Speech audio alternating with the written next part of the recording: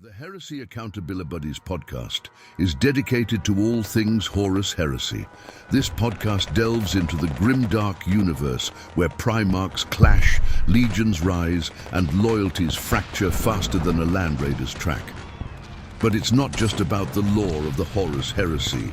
The Accountabilibuddies also explore the gaming side of things, from painting and modeling tips to product reviews and ideas to help you in your hobby. So, whether you're a seasoned Forge World veteran or a fresh-faced scout, this podcast is your Vox channel to the galaxy. Expect discussions on lore, modeling, gaming, and maybe even the shenanigans that your hosts somehow seem to find their way into. Remember, in the grim darkness of the far future, there are only two things you can count on: heresy and your trusty Accountabilibuddies. And welcome to episode 134 of Heresy Accountabilibuddies. My name is Jack, and we have the hosts of...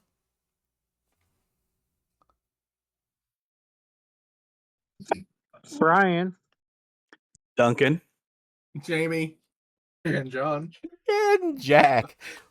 Fantastic. So before we get any further into this, let's do a quick station identification. Do you love resin bases? Then go to our sponsor, Elric Hobbies, for all of your basing and basing accessory needs. Use code HERESYABB at checkout for a discount. Legendary Monument Hobbies. Monument Hobbies is a one-stop shop for all of your painting needs. Use code HERESYABB at checkout for a 5% discount on your purchase. Pop Goes the Monkey. Find maker of third-party accessory bits of arms, legs, backpacks, and more, where you can get 10% off your first order over $125 with code HERESYABB at checkout. Let's do a quick station identification. Thank you to our sponsors and thank you to our patrons. Without you, none of this would be possible. So there's a lot to go over tonight. I feel like that's a fair statement. So much to go over that Jamie is blurry on my monitor. He gave up the ghost. Oh, there he is. Found him. he's referencing 17 documents at once, trying to build our His computer has shut down. 128 gig of RAM is actually over capacity, or it's all taxed up right now, trying to open and close stuff. overclocking, trying to build lists, huh? Yeah, it's running hot. But before we get too far down that rabbit hole, let's do a quick hobby update. John, what all have you done, sir? Yeah, so this week, not a ton, I would say. So during our hobby night, Wednesday hangout, I went ahead and went through and finished off all the terrain I need to give War Dome charity. Those remember I built a whole table full of desert terrain. There's about 8 little hills that kind of stack up and can come together. There's a crashed Valkyrie, a Chaos Star summoning a big demon, and some tank traps and some stuff like that. And so I got all that finished up. I'm hopefully going to be driving that down and handing it off on Wednesday this week. After that was finished up, I decided I was going to go ahead and try to remember how I did the rollers for my night bases, since I've got the 4 new armigers I'm working on for battle castings, as well as all the castigators I'm working on. So they need three more big night bases and 2 more armiger bases, and I got all those rolled out and figured while I had the Daz putty out, I would try out one of the rollers that I had printed for my custodies, which is basically going to be done on Kingdom Death style bases. A whole bunch of bases in the dirt I'm looking up that I want to try to do some object source lighting and stuff on. So I went ahead and did a roller of that while I was at it. After those all dried, I got them chipped out, carved out, and glued to the night bases, and then got all those primed. And then I started working on the knights again. So the Acastus has a big opening top where the missile launcher goes, and I decided I want to paint that like my existing Mechanicum stuff, and so I painted that in the Pallid Witch flesh and Rakarth flesh, kind of in exterior is what I use for all my other stuff, and I did that for the interior on this, so it's nice and bright, and so you can kind of see it over the red and dark metals. Got that finished up, since that was the interior of the thing, and then the opening hatch. And then before we started recording tonight, I started doing all the trim for the Acastus. And realized 2 of my Gundam markers went bad, so I had to go through and order a couple more of those because it looks like I'm about out of one whole marker to this freaking Acastus. It's a lot of trim on this freaking thing. But other than that, and reading a bunch of 3.0 stuff, and paid for my 3.0 bill because the local game store sent out invoices so he can keep his books tidy. Went ahead and paid for all my stuff that I'm getting next week, which is going to be all mainly the books and things like that, and the Saturday Night box. But yeah, that's all I've got this week. I guess it's week after next is when it's going to finally release, the 26th. That's all I've got. What about Jack? Ooh, I put out a podcast, and then I kicked it over to Jamie. So I am still neck up deep in working on the Titan. Like John, I've become averse to trim. Like, because that's literally all that I've got to paint. I don't know, like 3 hours a night for 4 days this week, and yeah, I'm not done on just the waist down trim on the armor and the legs. So I've got the first coat of the trim done, but it looks like just from looking at it, and it looks like I'm gonna have to do at least 2 coats of it. And then I'm gonna have to. I should be done with the legs at that point in the leg armor. While I ordered transfers from a guy over in Japan, and I'm waiting on those to come in. I don't know when they will be in, so it could be a while. But like, other than the transfers and like the heavy weathering, the legs are done. So the upper torso is what I will start on this week, probably during the hobby hangout with everybody. I've also been doing some charitable work. I've been printing out trophies for several events that people have requested. ATC and our friend of the show, Brian, is doing some painting competitions for some events out in West Texas. So I printed out some trophies for him, and that's my normal John press ganging, which I'm on the last set of prints right now. So that's pretty much it. I didn't buy the new stuff yet because I'm still trying to figure out my budget. I've had some stuff come up with my wife out of town, destroying parts on my truck that have to get replaced, and so that's got to be first before I go all hog in. But I'll be getting at least the main rule book and the Marine books to start with. I don't know if I'm gonna get the box for a while. I may wait it out for a bit. So, anyways, Duncan. Ooh. Well, let's see here. This week, I got 100% finished with the bases. I got them rimmed and spinal seals and everything done for the Night Lord Contemptor and the Night Lord Praetor, with a loadout that I now know is an illegal loadout for the Praetor. So, yay me. I was really proud of that guy. I was really happy with that, but now it doesn't make any sense to have that loadout. So, boo. What makes the loadout legal on it? Stuff. Okay. Stuff and things. Allegedly. It's not an illegal loadout. It's just doesn't make as much sense as it used to. And then I started on building a new character for my son's Horus, and I got him the base metal. The greens are blended, the metals are down for the first 2 layers of the golds, and it turns out that I'm going to have to switch one of the 2 weapons I was putting on him for something else because yay reasons. So yeah, I guess I'm not going to run him as my new Praetor. I'll maybe run him as a Centurion, as it were, eventually, somehow.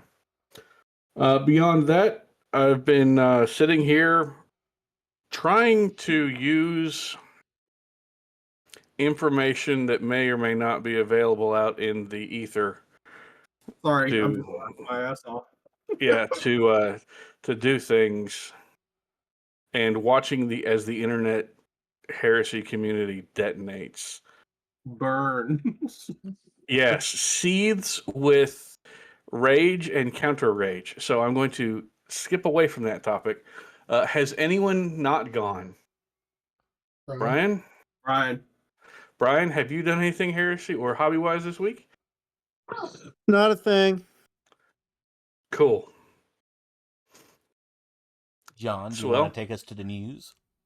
Yeah, that'd be wonderful, John. Just a second. Like I said, with all the windows open for building John army list, I has got a few. 127 windows open, 17 are playing music. He doesn't know which one, and something's frozen on his desktop. Yep. It's a good way to put it. Yeah, I feel like I said before we started recording, like Charlie Day with Red String trying to build army list. So this week we saw the official drop for pre-orders for all of the Heresy releases. So we've got the Mark III or Mark II Tactical Squad, all the Liber Mechanicums, the rule book separately, the official box set, the journal, Into the Dead Volume 2 in paperback, the Carta Galactica, which is another paper map that's folded up and not nice, the Vengeful Spirit watercolor awesomeness map. Wait, it's still in stock? Yeah, so these have been still a little slow. I wonder if they bumped the numbers up because we never officially get a release number on these. Because I usually thought those maps usually sell out. So the last two have been a little slow to officially sell out. So I think the last one was still available like 2 months later. I know the Carta Galactica one. Is that one somehow still on there? No, that one sold out. That's the paper map. Yeah, that's the one I didn't get. I got the other one. Yeah, I got them both. Because this is really good for running events. When I finally went in to go ahead and get the map, the two maps, that one was already sold out, so I missed it. So I'm kind of, oh well. I'll find one somewhere, hopefully. Print it on heavy, high quality paper. Yep, and it's basically 3 foot by 2 and a bit foot. Yep. From our unofficial official GWs, starting with Starforged, the Iron Warriors Badge of the Warsmith. Is it? There's no way it's $1 or nothing. Yeah, it's claiming sold out. So whenever Starforge puts stuff up, sometimes if they forget to stock it or if it's about to release, they'll put it in for $0. It's definitely cool looking. It's probably going to be about $30 or between 30 and 40 is what I think the last one was. And then the gold and silver one will be like 800. But they don't do that for the pins. They only do that for rings. But yeah, I definitely think this would be cool for terrain. If nothing else, you get this top part for some terrain effects. The fact it's cool no matter what. Shield. Yeah, it's pretty cool, man. I'm thinking about this from all terrain point of view. Be a really cool piece of terrain. Okay. Duncan, I'm with you. It's cool regardless. Yeah, I think that's pretty awesome. I think I might want to get that one, depending if it's like $1,100. Yeah. No, like I said, I think the last super detailed patch or pin like that was like 50, which was the Grey Knight one that had like a Chaos Star being broken up by an eagle. Okay. And then from Warhammer merchandise, we got the pre-orders for more Iron Warriors Love. We've got a Mark VI Marine with extra guns. So this is a tactical sergeant. He comes with a bolter with a bayonet, a power sword, a plasma pistol, 3 different helmeted heads, which I think is really cool. And then some extra hands and some gubbins. Is any of that illegal in the 3.0? No. All of this is currently legal in 3.0. Sergeants come with bolters a lot for some reason. And then we got a Mark III Marine in power armor with a Vexilla. He's got pretty heavy plate up front. Yeah, he comes with the command squad head. This is the first time we've seen one of the command squad heads updated. Ooh, it's got the proper crest, the one I prefer. Front to back and to the it's side. got the mohawk, not the transverse. Yep, I like that. and he comes with the power sword and plasma pistol as well, and a bunch of extra hands. Okay. Also, Weta is doing more helmets. This time they're Age of Sigmar themed. So we've got a Stormcast Eternal We've got an Orc Ardboy Elm and a Blight King. Cool for Death Guard players. Jamie, that's the one you need to get to your kids, right? Yeah, this is just imprinted in Jamie's door. Remember, these are about the size of a golf ball, and they're $129. That's why I'm not getting it. Yeah, It needs to be scaled up for Jamie's kids. Maybe Yeah, I can get a scanner and yeah.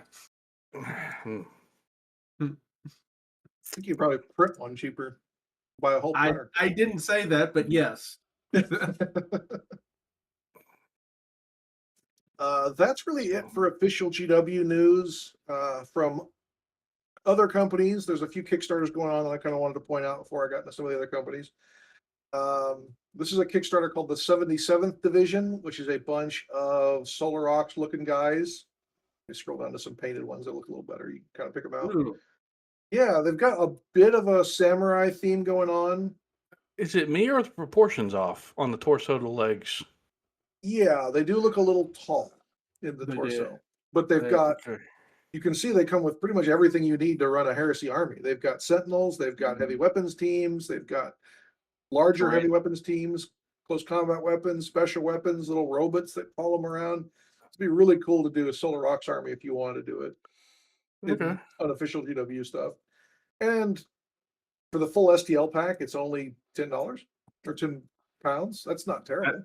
I don't know. That's actually not bad at all. No, that's actually really reasonable. DACA company is doing, are we over 10 minutes in? I don't want to get us flagged by YouTube. They're doing a very Slanesh themed force of STL models. This first guy is available as a freebie, so you can get him just for coming to the page. It's kind of a Slanesh themed guy holding up an elf. He's about to cut his head off, and he's standing on the body of a decapitated elf. I wouldn't scroll too much further, John. I'm going to stop here, but you can see that these are multi-part figures. They've got some, winged females. They've got a bunch of different guns and stuff available. Again, this would be a really cool Solar Ox force for maybe House Divine or something like that. That's Slaneshi themed. I would definitely recommend going to this page yourself to see what the models look like, as we're not going to be scrolling any further. Not at work. Not at work. Yeah, there are some not work safe models on here. Nothing like overtly sexual, just some bare chests and things like that. A lot of people like Ian Miller's old timey GW artwork, and this company called Osmotic Meld got permission to sculpt a model based on that. Probably one of the busiest forms of old art. Everyone remembers kind of the John Blanchy, really sketchy art style. Ian Miller was very famous for over detailing everything, and I've ordered from this company. Oh gosh, before. yes, that stuff. Yeah. So Ian Miller's really kind of famous for doing that. I've gotten other metal models from this company. They're always really high quality, and if there's anything like mold flippages, they don't even ship it to you. They just recast it. So they're really good for making sure that all your models are high quality when they come in. And for 27 euro or pounds, you're getting the knight and musician, which isn't a terrible idea. You can get a whole war band for 100 pounds, like a lot cheaper than a lot of the new GW releases that are coming out. And then unofficially, also RTLW is coming out with a new kind of not Satan model. It's got a bunch of different head options and multiple different arm options. That's cool. Yeah, I dig that. Yeah, Anvil Industries is coming out with another add-on to their Patreon. They're coming out with a bunch of Enforcer style models. Again, more kind of Solar Ox or militia looking guys that would work really good for bulking out forces. A lot of nice open panels on their chests and things like that, where you can add decals and shoulder pads and things like that. And again, these are multi-part models with a bunch of different poses for characters. So you got the double pistol guy up here. It's kind of an insurgent looking. You've also got sergeants with single-handed pistols and things like that. War Games Exclusive previewed their new Commissar that's coming out. Not quite as pretty as Kane, but definitely a leaderly pose. I was gonna say he looks kind of short. Yeah, like squat. Yeah, he's got the duck boards that are holding him up, and then the Krieg mask kind of makes it fit in those armies that are using that for militia or Florhawks. Mordian has previewed an add-on to their new, their existing Cyber Rats force. This is a giant floating brain strapped to a couple tortured rats. I don't know what this could be used for in Heresy, maybe an objective or something. It's definitely out there. So I could really see that for something more along the lines of Great Crusade-esque. Yeah. Rather than actual pure Heresy. But I think it looks cool. I think another cool thing to do with these is maybe do like summon demons with some of the rats, like use them as the greater brutes or something like that. Like these little rats here would be good for more psychers and things like that are shooting powers. That's what I was going to use the esoterics, because I don't want to use demons. I was going to use them to summon Xeno and things like that. But that's really all those type of things. We've got a few news articles to go through. For next week's GW releases, not a lot of Heresy related, as in nothing at all, but there's going to be a bunch of Horn stuff coming out for Age of Sigmar. Stuff in here you could steal from Militia. That Deathbringer is definitely a cool, imposing model.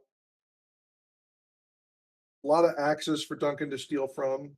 Also some new dice for him to get.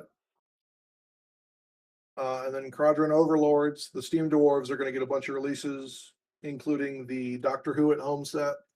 Now that I saw that and I just thought that was cool. Don't have any use for it whatsoever, but it looks neat. Yeah, it's definitely interesting. To me, it's kind of odd. I guess you could see it as mining. These guys are going around and collecting stuff and putting it in the safe. Sure. I do like the dice set that comes with it, though. Those are kind of neat, the cogs and stuff, and that kind of bronzy color scheme. A lot of the old discontinued Age of Sigmar terrain is coming back, including, what was this, 4th edition when these trees first came out? I still got a few unpainted sets in my garage. It was back when they started doing tables. Yeah. And then all of the Stormcast ruins, quote unquote, are coming back as well. I've got a whole, I think almost 10 full sets of this stuff kicking around in my terrain stuff that we use a lot for all of our events, just because they block line of sight really well. They're about the height of a rhino. Yeah, they do look. No, yours look really good. They look good, but yours look really good. Thank you. Yeah. And then this Hurricane was coming back. This thing was never released separately. It was only part of a campaign book that came out before, and I had trouble tracking one down because I wanted to use it for a future terrain project. The other kind of interesting one is these Commandora's blades. It's not really shown here, but this is probably the first official Florida Man model. These guys over here have probably some of the worst sculpted faces I've ever seen, including like 4 teeth total. And so if you wanted to do methed out weirdos, GW's officially keeping you. I like to refer to them as our client list. Oh my gosh.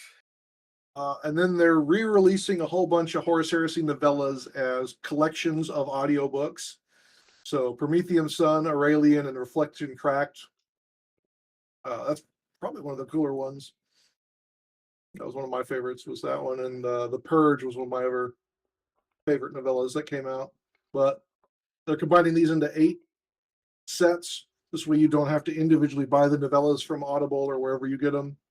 You can get 3 novellas at the price of 1.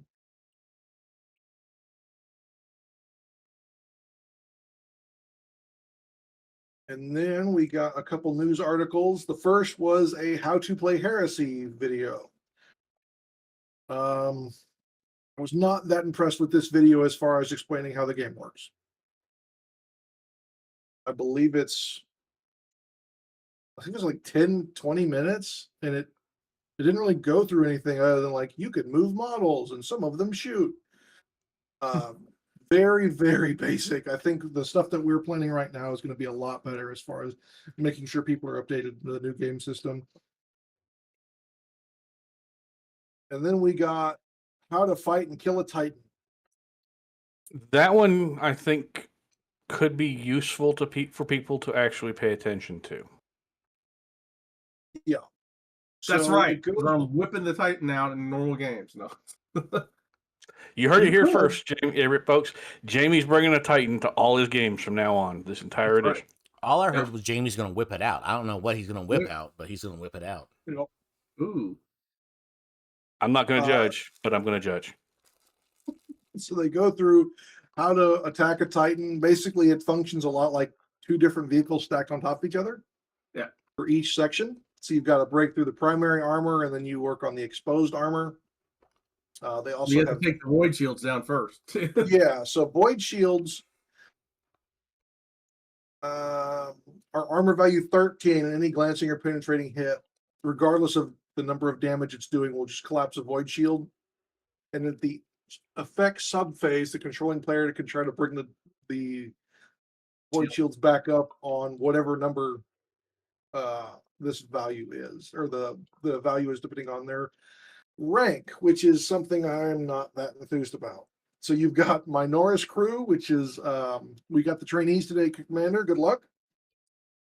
Senioris crew, Majoris crew, and Ultima crew, which they said specifically is pretty much only going to be for certain named Titans. Well, aren't all Titans named? So they're all officially named, but I think that they're going to be doing some of the fluffy Titans. I don't Okay. necessarily know how many Heresy we're going to get and with that. yeah. Yeah, I'd love a Heresy array, if nothing else, for official Imperator rules. And then That would be nice. After you start breaking through the Titan's exterior armor, the interior armor is going to let you roll on Titan critical hit tables. It's BattleTech, man. Yeah, there's a lot in here that's you can see pieces from other places, as well as the old GW building rules. So every time you break through this with an armor or a strength of 8 or less, the attack is counted as having damage characteristic of 1, regardless of the actual damage characteristic. And it gains no bonuses below. If there are no bonuses from the armor bane. If the attack that caused this has the armor breaker special rule, then you add +1 to this roll on this chart. And if the attack that caused this has strength 10 or greater, then roll 2 dice instead of 1 and discard the lowest. And so as you deal damage to the Titan, you're going to keep racking up on this table and adding the number of damage to this roll. 1 to 4 is no effect. 5 to 6 is no immediate effect, but add 1 to all future rolls on this table. 7 to 19, so you can be getting this thing for a while. Secondary explosion, consult the specific results based on the profile that was hit. So they're going to have different profiles for every one of them. We'll get into one of them in just a second. And then finally, 20 plus. So you're looking at strength plus the roll on the or plus what you roll, and then you consult this table. So the 20 plus on that roll, Titan slumps down and deactivates. It remains in place, but takes no further damage and may not melee or attack in any phase. It's considered an extra victory point. Can be salvaged for extra victory points from the engine kill objective. So one of the things that's interesting in this article as we go on is that Titans themselves kind of don't participate in the fight as much as they used to. They're given one of 3 or I think it's 4 different mission objectives, and one of those objectives is fight stuff that's not on the table. And so you keep shooting off the table to destroy a couple of bunkers that aren't officially in the game. I don't know how much I like that, because you're paying the points for a thing that's not doing the things on the table.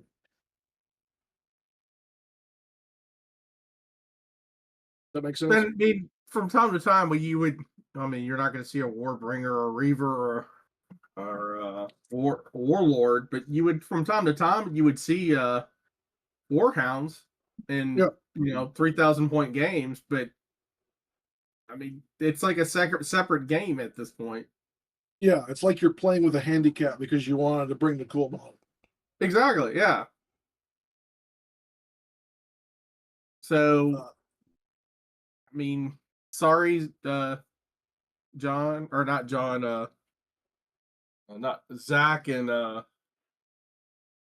his brother that would run them in their Ox armies, or the The De La Rosas? Rosas, yeah. Yeah, so one of the examples of the secondary explosions, so every section, it sounds like, is going to have its own specific secondary explosion. So this one, it's the carapace, reactor cascade, roll a die again, and consult a new table on a 1, 2, 3, 4, or 5. Then the penalties of a crippled carapace are increased by 1. Why not just say on a... if the result is dice is 6 or greater, then the Titan explodes, causing 1 strength 16 AP2 damage 10 hit to any models within 6 inches of the part that's exploding. A strength 6 AP3 damage 4 hit to anyone within 12 inches of the part that's exploding.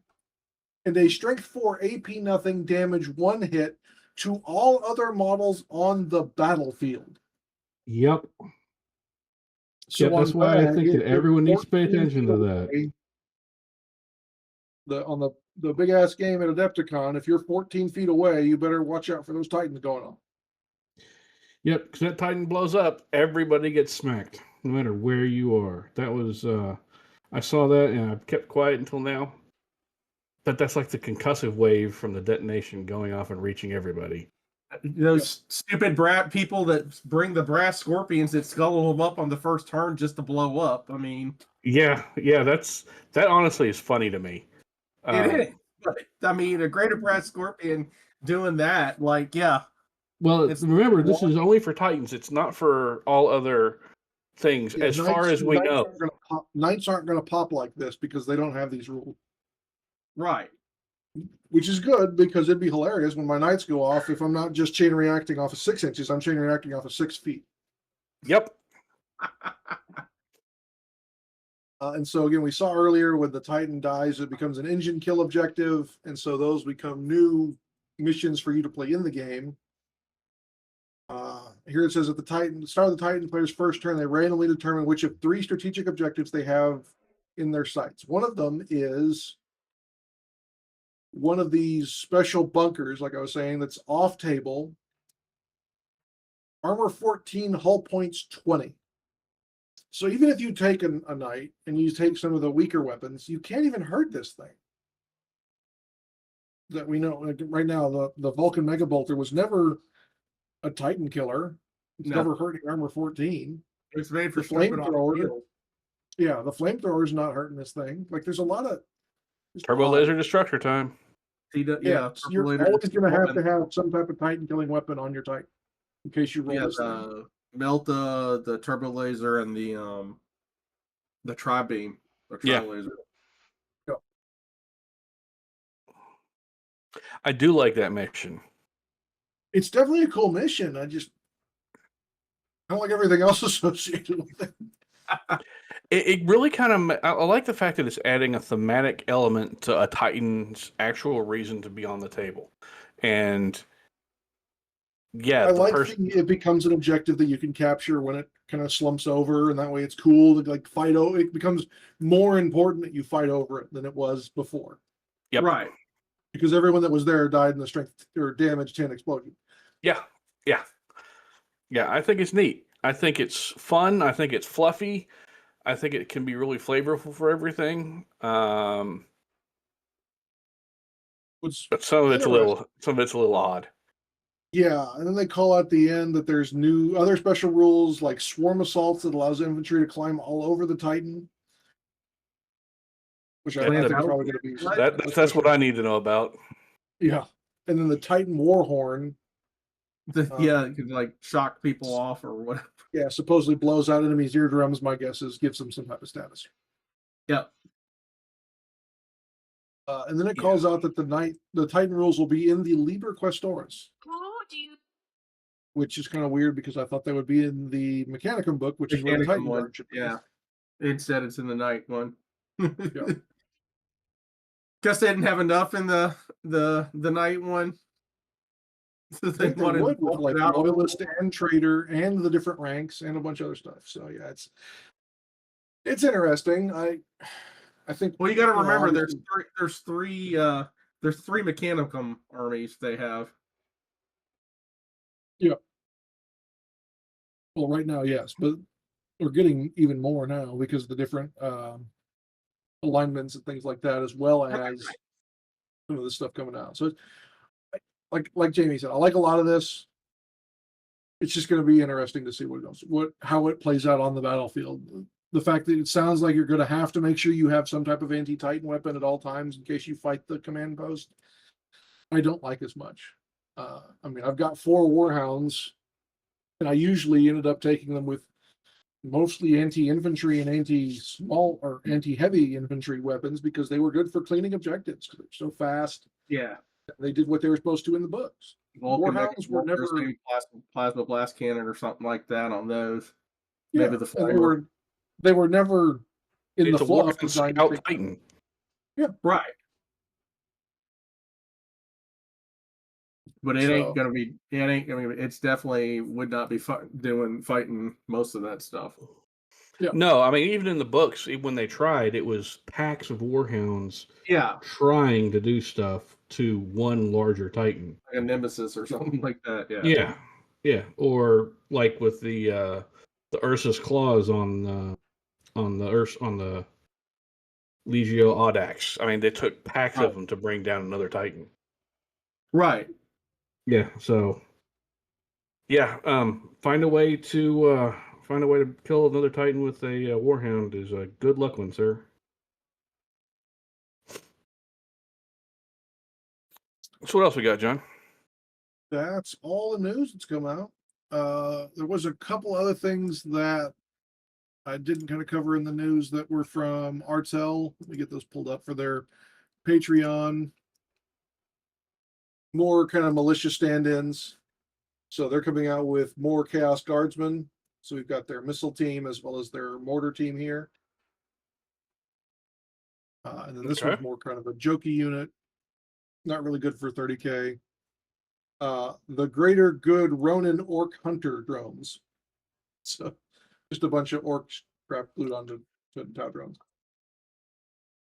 I mean, it fits for orcs. I mean, they'll scrap anything.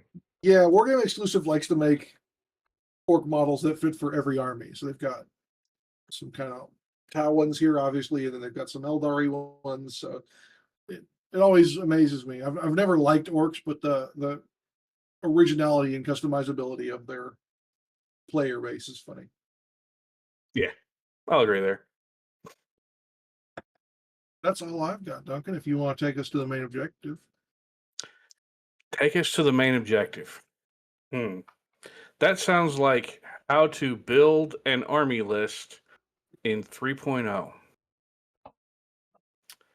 You put all your models in a box, you shake it up. Take them up. And then whatever falls out on the table is what you play with. Is that how you do it now? I mean, it might be, as long as you are ignoring things that no longer exist. Oh, see, that's a dirty one right there. Before we get into this building, you're all talking at once. I was going to say, before we get to the army list building, I do want to cover, we're working off of what is pretty much an entire leak of the Marine book. And there are a lot of units that don't exist, and a lot more units that exist but lost 90% of their options. So there's no bikes, there's no jet bikes, there's no jump packs for most of the console, what used to be console upgrades. Yeah. We're kind of hoping at this point that we're going to get the rules for those upgrades either in future journals or in the Legacies PDF, but we really just don't know right now. Does this suck? There's some definitely very odd base war gear choices on certain units, as we've kind of been talking about a bit this weekend. Yeah, this is kind of what's got the community up in such a huge I mean, like rage. Some of the stuff that's missing is like almost to the point where like they missed a line. Like Tartaros Terminators can't take Power Fists and they come with it, but Cataphractii Terminator have access to this, and it's called Legion Terminator War Gear List. And it's like, why don't Tartaros Terminators have access to that list?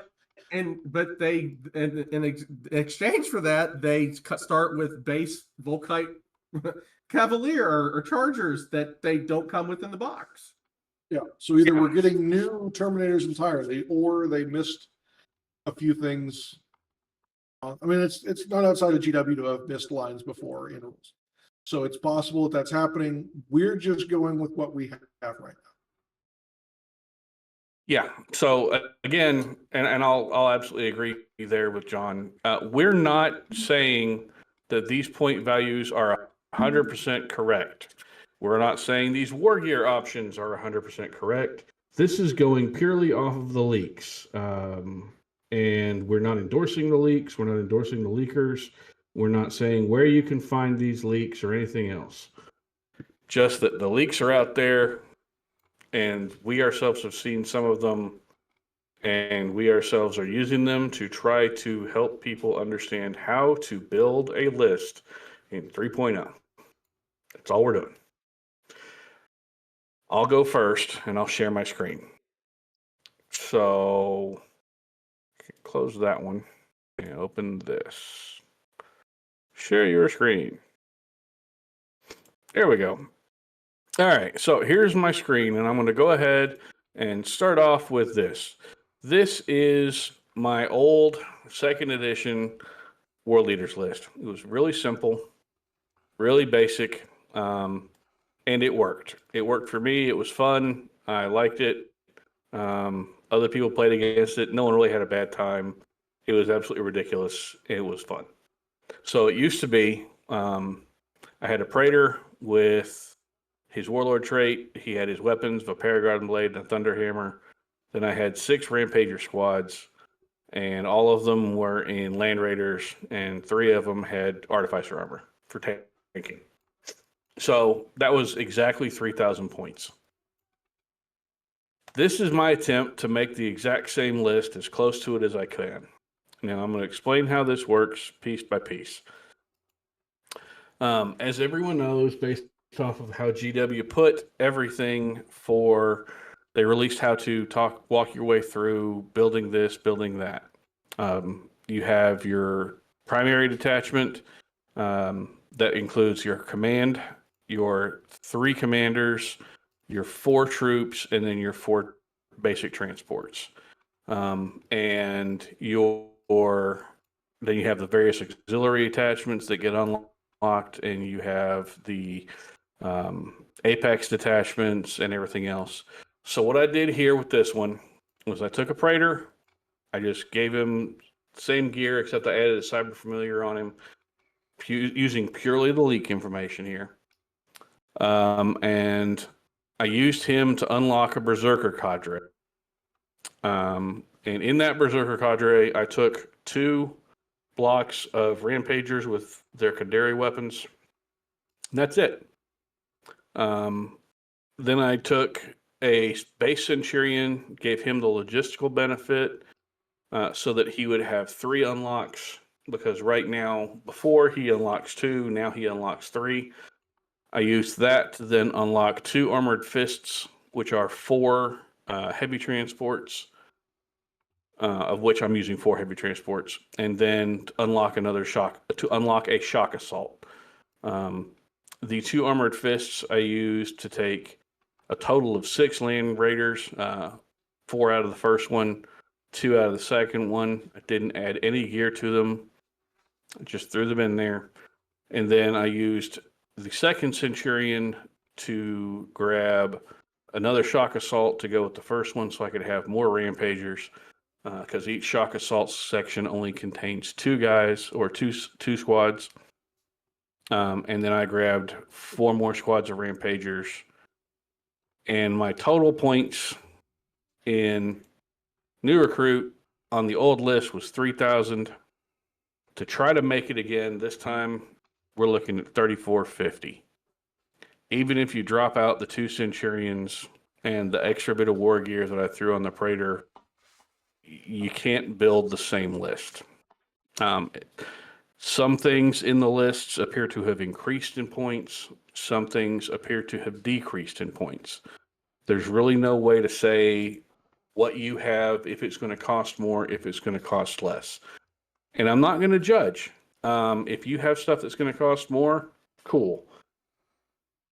But this did lead me to, after fiddling with 2 other list variations, one for my Sons of Horus that I'm not going to throw up here because I'm utterly dissatisfied with it, and a remake of another list that I did, I've come to the kind of conclusion, at least for myself, that I don't think that basing your 3rd edition lists purely on your second first lists is going to function. It's an entirely new way of building a list. I don't think that you need to try to go apples to apples with your old lists. I think you need to approach your list building with an entirely new perspective. And that's going to be Will really, your- really, really hard. I'm It fully is, aware of especially that for for- everybody. It's going to be really hard for you. It is. I myself, I mean, I love close combat. I've been focusing on close combat since 2nd edition 40K. It's where I play. It's what I do. I get close with my guys, and then we engage in massive close combat, and then I lose, and it's fun. And for me, that's what I enjoy. But you cannot build the list the way you have been for however many years or however many decades or whatever. You've got to approach it entirely new because it's not the same game and it's not going to play the same way. Because of that, I then created another list. This one for the Night Lords, which I was already working on, trying to figure out how to make them play and how to have fun with them. So I've got in this list, again, using the exact same format. This one I did get to come to 3K, but it's not things I would normally have fully embraced in the way it works. I've got my Jump Praetor, Thunderhammer, Paragon Blade, and trophies. I'm using him to unlock an Apex detachment. The Apex detachment I'm unlocking is going to include a veteran assault squad who are Jump Assault Marines with 3 pairs of Lightning Claws, 2 Thunderhammers, and the Sergeant grabbing a Thunderhammer. I'm using that since that one is in the Apex, unlocks another Prime Advantage to grab a Master Sergeant, which basically gives me a 4th or a mini extra character, sort of, kind of. And I'm grabbing a Seeker Squad so that I can have kind of snipers, since we don't have other ways of getting snipers right now. And I want to be able to use their guns, which have a bit better range from what we've seen, to have more ability to stack the various debuffs on targets. I'm going to run the Jump Praetor with the Terror Squad that I've bought.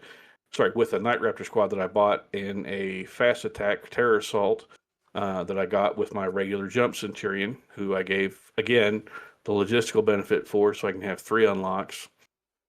So I unlocked Terror Assault, took 2 Terror Squads, 10 man each with rotor cannons on 5 of them, so I can use those again to stack debuffs. And then the pack of Night Raptors, which I gave Chain Glaives entirely, which I think are probably the winner for that squad right now, and 3 Thunderhammers. The Jump Centurion himself, I'm going to run him as an attached to the Veteran Assault Squad. I grabbed a Vigilator, give him a Nemesis Rifle, so I could have another unlock. Used him to unlock the First Strike detachment, which I used to then grab 2 squads of 6 jet bikes with multi-meltas. And to round it out in my primary detachment, I've got 2 tactical squads with Nuncio Voxes. And my last unlocks come from the Jump Centurion, where I got 2 more left, and I use those to unlock a Contemptor, because everybody loves Contemptors. And I grabbed a Duradeo, because I really like the Duradeo. And I wanted to have some use for it. I'm not 100% sold on the gun I'm going to have for it yet. I selected the Volkite Falconet right now. I may go for the last cannon. I may go for the autocannon. I'm not sure. That's the glory of the Dreadnought. I can put it in magnets by asking Jack how magnets work and figure out what guns to put on it. But this is not at all how I would normally build a Night Lord list. I would not have it functionally the same way. I wouldn't include that many characters, for one thing, if I was playing in 2nd edition. And I would include a lot more apothecaries than I included in this list, which is currently 0. I don't think, for my personal tastes, that apothecaries have a lot of use anymore. Number one, they're an additional detachment you have to unlock. They come individually. I don't think they're going to be as effective given how their rules appear to work according to the leaks. From what we can tell, they're only good against shooting attacks. You can't use them in close combat. You can't use them all the time. You have to use your reaction allotment to use them. So I don't see them being as functional now as they used to be. So I don't see them being ubiquitous everywhere. If you have spare points, maybe look at them for that. If you think something needs to not be shot and killed while it's being shot at, but I'm not bringing them in my list to begin with until I have more information about how to build lists and how to play things. That's me having built the list. That's me having built, at this point, 4. Jack, I know you've sat around and filled with a list building. Yep, give me a second to share my screen because I have multiple screens going on right now because I'm doing that recording thing. And before we get to anything else, I'll say this. We have Excel sheets or something close to that pulled up what we're doing it with. Because right now, New Recruit, which most of us use, doesn't work for 3.0. 3.0 hasn't been released. And there's also an announcement that's been made by Monty Coyle, who is one of the 2 data designers for New Recruit and Battlescribe for the Heresy rules. And it states as follows, and I'll read this and then I'll let Jack have his piece. When will 3.0 be available? When it is ready, plain and simple. We don't publish leaked material as not to turn the eye of GW's legal team and be accused of sharing leaked or not yet available materials. That means the developed work only started yesterday. That being said, I plan to have a very loose skeleton of a system available soon, a beta version, if you will, which will contain some generic units that people can play around with to get a feel for how the system works. It won't contain much rules text or validation, but it's better than nothing. What's the plan for 3.0? For 3.0, our development plan is New Recruit first. That does not mean that Battlescribe will not be supported officially. We will be making some effort to make sure it still works, but at the end of the day, Battlescribe was abandoned a number of years ago and has bugs in it that we just cannot fix. It also doesn't support all forms of validation that New Recruit does, things which make our lives much easier as devs. If it works on Battlescribe, great. If it doesn't, well, all good things come to an end eventually. I implore you to transfer over to using New Recruit. It has apps for both Android and iOS, and as well as being completely web supported. So there you go. That's the official word regarding Battlescribe / New Recruit and when stuff will be available. Right. Jack, take it away, sir. So how I approached this was I needed to wrap my head around what was different because for as long as I've played this game, it's been HQ, elites, troops, heavy, fast attacks. Like that's been it. We have a lot more variety in the different types of units you can choose from. Because of that, they changed the way that you do it, as we have already talked about. So I took here, it's just a default Ultramarines list. I'm no surprise that I've played numerous times. Nothing, groundbreaking here. You had a Praetor, you had a Chaplain, you had some Apothecary detachment, Contemptor Dreadnought detachment, Suzerains with a dedicated transport, Praetorian Breachers with a dedicated transport, and I'm making sure I'm saying that out loud because that has changed. Troops, tactical squads, 2 of them, both with dedicated transports. 2 separate javelins, Loktar Storm Squad, which should be in the Legends or whatever they're referring to that as now. So we don't have rules for that yet. And then a Leviathan. I have, historically speaking, anytime that I've played Ultramarines, have always had multiple dreadnoughts in it. Like that's the big takeaway that I want to make sure people know when I'm talking about this. They're wrapping their head around. And this column right here is me just trying to do a side-by-side comparison of Jesus, I clicked out of there. Of what it would take to do it and trying to fit it in there, and I gave up. And this was a couple days ago. So with that, I'm not even gonna show sheet 3 because that is nothing. I'm gonna show sheet 2, and then I'm gonna make sure that my stream is still running. This is what I came up with. This is by no means, if you can look at the point total, completely done, but this is what I'm trying to wrap my head around right now. You have the Praetor that unlocks the Apex detachment. I picked Vanguard. Suzerains are going to be in Vanguard. I'm guessing Locatars will be in Vanguard based upon their, in my head, role that they have in the army, fluff wise.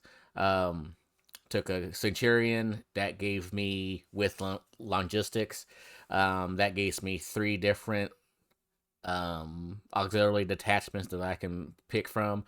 So I picked Armor Fist, Salk Shot, First Strike.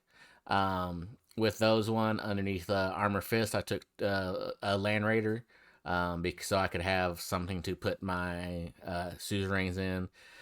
For my Shock Assault, put Saturnine Terminators, the one that I built on stream a little while ago. First Strike, have jet bikes in there based upon the conversation I had with Duncan literally right before this podcast, with him sharing his insights that he gathered, because he's a lot better at going back and forth and remembering what he just read on 3 pages ago, where I'm still flipping between a bunch of stuff. Then with my second Centurion, because he has leadership 2 or whatever the correct terminology of it is, I took heavy support 1 so I could have a Saturnine Dread, and haven't done anything with the last one yet, because I'm not gonna lie, I came to a point where I was writing this list where I didn't know my ultimate outcome for it. Normally my list will have multiple dreadnoughts, a couple of Land Raiders in it, give or take points, however you want to put stuff on there. Attack squads with rhinos, sergeants that have stuff, artificial armor, power fist, that type of thing. It's gonna, like we kind of talked with Duncan's list, it's going to take a fundamental shift in how you're building an army. I am not saying it's good. I'm not saying it's bad. I'm saying you're going to have to change, for the most part. I'm not going to say for everything, your outlook on building a army right now. Your old lists, unless it's a very, very skewed list, will probably not work.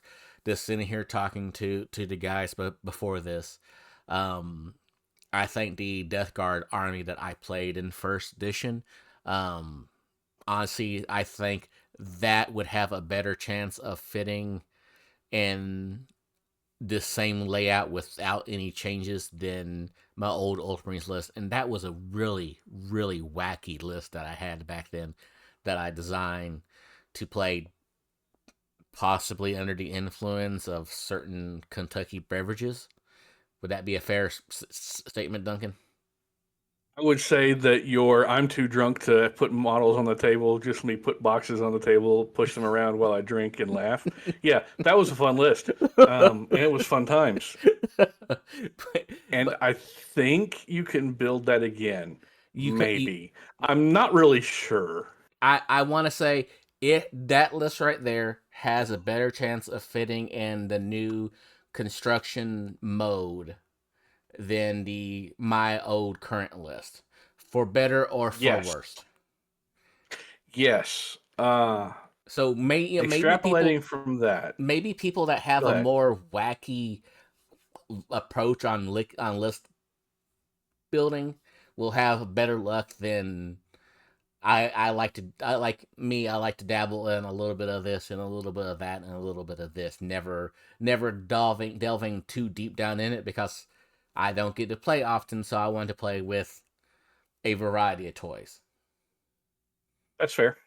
So my 2.0 bog standard list that I made for Sons of Horus was what I termed a spearhead. It was 2 Land Raiders, 2 squads of Reavers, a squad of Chieftains, 3 Land Speeders, and then a Master Signal, a Jump Chaplain with the thing of Jump Reavers, who were included in the Reavers list before, and then a Master Signal running around with another thing of guys in a box. And after having tried to port that over as well, the list ports over, but it feels, compared to other lists that I've seen and been trying to work on, it feels, and it had 2 or 3 dreads. It feels like I need more characters to unlock more stuff, and it just doesn't kind of work the same way. So yeah, it comes back to, I made a focus list that I had fun with, and then I made the wacky list that I had fun with, and the wacky list doesn't work, and the focus list really doesn't work either. So start over. Throw everything you know about how to build a list out of your head. Start from scratch. That's pretty much my big takeaway in how to make a list right now. And there's going to be a lot of hard feelings for some people. Listen to your friends, talk them down from that ledge.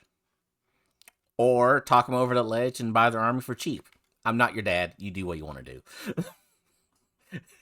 Good call and good way to put it.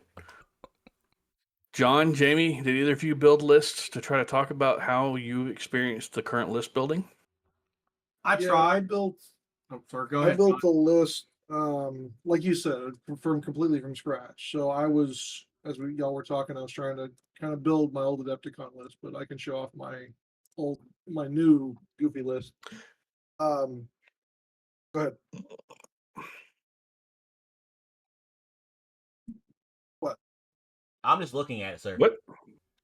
Yeah, Okay, I'm doing the same. Yeah, my colors are a little oddball, but I started off with a lot of the models I already have, and then added a few things that I've been working on in my background. So I've got a Jump Praetor with a shotgun and a Paragon Blade and melt the bombs.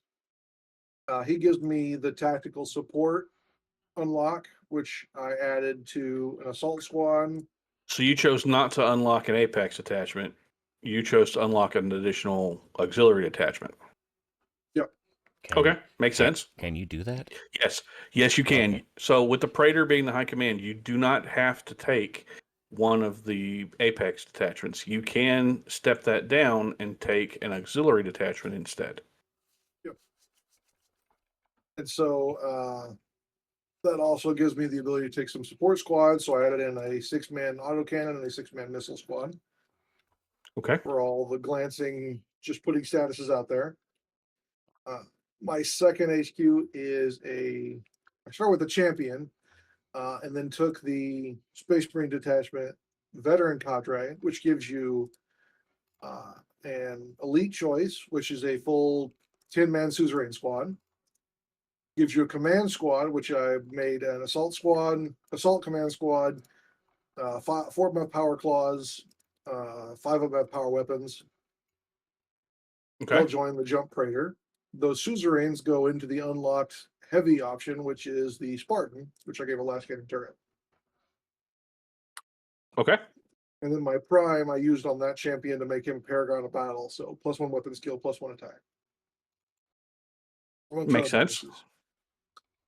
And then using my other Crusade primary choices, I took 4 tactical squads and rhinos to take objectives. Okay. I noticed the combat shield is a free sergeant upgrade.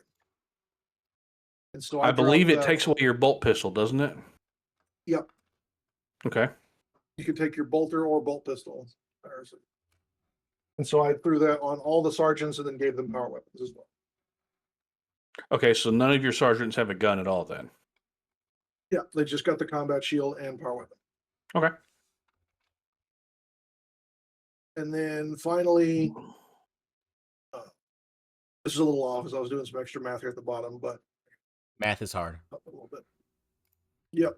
I had 2 units of javelins, and then as Duncan was talking, like Jack said before the cast, it's probably better to go with jet bikes, and so I was working on 2 units of jet bikes with multi-meltas. And so Okay. my original list was 4 javelins with last cannons. The new list is probably going to be 6 jet bikes with multi-meltas and 3 jet bikes with some multi-meltas. But that's basically the list. It's kind of a combined arms approach where the suzerains and the tactical squad's kind of go upfield to take stuff, and the assault squad goes around and mobs up. Would this be similar to what you would have played in second edition or first? Fairly similar, yeah. Okay.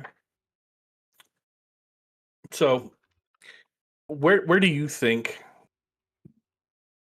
Okay, I'm not really quite certain how to word this, so I'm going to try it the best I can. Compared to how intuitive we all feel the old way of list work building was, where you had the HQ, the elites, troops, fast attack heavies, and the fluctuations that would incur because in there based on your right and your legion and various commanders. How do you feel this matches up to previous ways of building a list? I think this is completely different as far as wrapping your head around it in the beginning. But I think as you get more and more used to it, you could probably get a lot more customizability out of it. Okay. So as like right now, like you pointed out, I didn't know that the Centurion officer line gave me extra detachments. I knew that part, the 2. And then in my head, I didn't put together with also taking the logistical prime benefit, giving me a 3rd. I was kind of just assuming, or a 3rd. And then because he's a command, I get a 4th. Like for some reason in my brain, I was just thinking the 2. I was thinking the 1. So actually, it doesn't get you a 4th. Officer of the line is the rule on the Centurion, and Officer of the Line 2 says that if normally you would get 1 extra unlock, you instead get 2. So him being a generic Centurion goes from 1 that you normally would get to 2 that you now normally get, and then the logistical support becomes 3. So it doesn't become 4. You don't get that floating one Okay, that so we all thought you got. You get 3. And that appears at this point to be the max cap that anyone can unlock, is him unlocking those. Yeah, because I mean, that's what I've been doing, is going through all the different command types. Yep. And that's the only one that I've seen that actually like unlocks more than like the base 1 if it's not in the prime slot.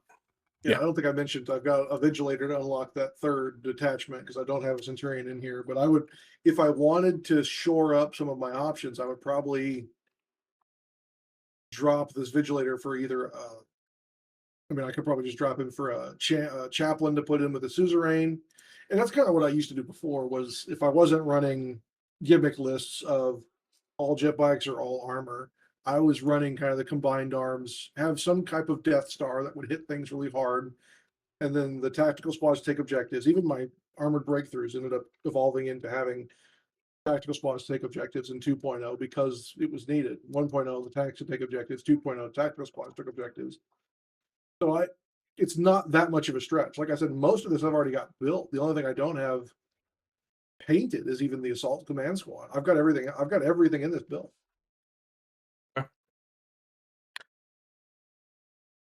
Jamie, you said you've been fiddling around as well. Did you also make a list?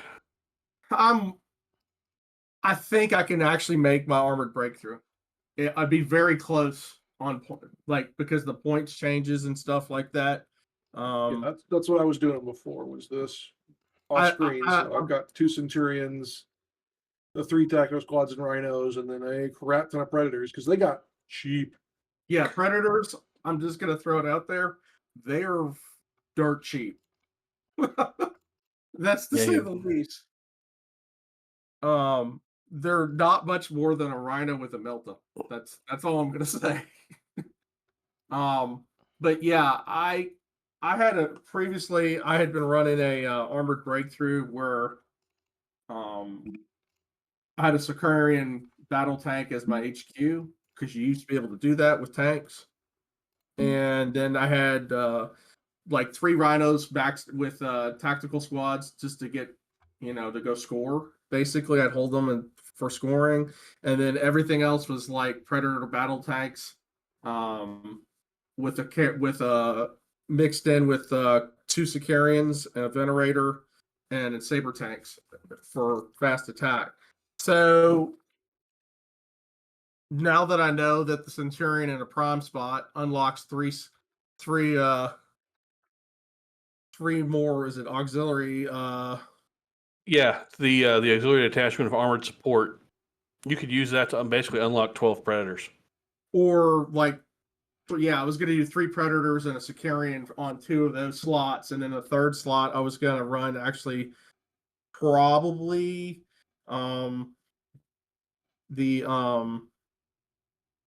shock assault and throw, because I'll end up throwing probably either another Centurion or something else, and I'm not sure yet.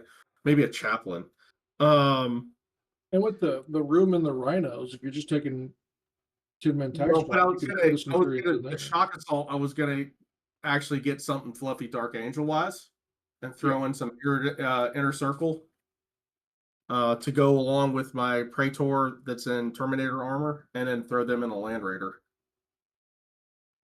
Or either that or a Spartan if I have enough points. But I mean, I've got the models to do it, and I've got like 8 tactical squads of just base troops. Now the problem is from what I'm seeing with the sergeants, I'm gonna have to change them because a lot of the weapons that I had on a lot of the sergeants, you can't use anymore, or like the Dark Angel specific weapons, like the swords, they're only for the high command basically, and the command slots, opposed to being you could put them on sergeants before. So I'm going to be having to bust off swords on a lot of models right now to change out what they have. Yeah, and obviously we can't quote that being perfect, Right. because when the actual official books come out and not just the leaks that are everywhere, some of this stuff may be different, but I don't think it'll be too very, very different compared to what we actually have. Right. But the problem I'm running into is balancing what you can take versus like what's available in each of the different detachments. So like, I'm not gonna say you're like shoehorned into it, but like if you want to use shock assault, how are you going to move them around?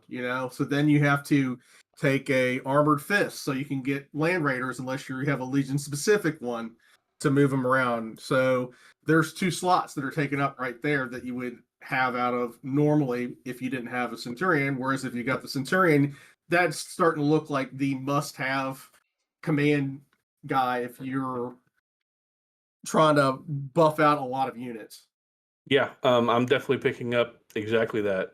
If you are making something that you are planning to use for Heresy 3.0, you've got to have Centurions. I'm not certain how many Centurions you personally will want. Well, it depends on what you're trying to do. Like, if you're trying to do like an all tank army, you probably are going to want at least 2. Is kind of what I'm looking at. Yeah, if you're going to do an all tank, I would suggest having at least 2. But everyone, no matter who they are, is going to need a single soul generic non-console type Centurion. It's just going to be far too useful and helpful in building your army to function the way you want it. And they're not, at least what we're seeing right now, which could change, they're not horrendously priced. They're not at all. They're fairly reasonable.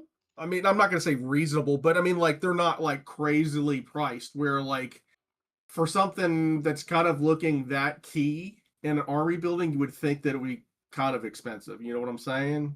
I agree.